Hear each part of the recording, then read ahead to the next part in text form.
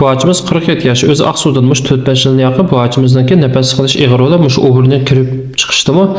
Qiynalgan oburuna kirip çıkıp boğuşma nefes kılışına ağır.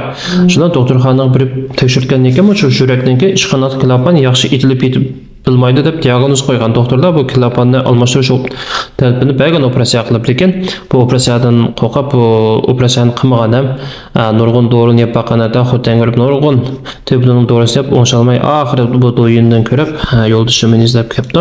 Kelgan ekan bu ochimizningki kesil haqiqatan operatsiya qilish tegishli ekan, shuni operatsiyani qildik. Hamda bu ochimiz asl jipatati, lekin operatsiya shunday yaxshi asli qilishim shunday yaxshi ko'rib baqsam bo'ldi. Operatsiyadan keyin nafas qilish ahvollarim shunday ko'rinarli yaxshilandi. Bu açımızın xoş. Bu açımızın yoldaşı Ömercan ağabeyimizin mijozi shunday yaxshikan. Aqsuga borgan chog'da meni ig'ir mehmon qilaman deydi. Men boqishib ketdim.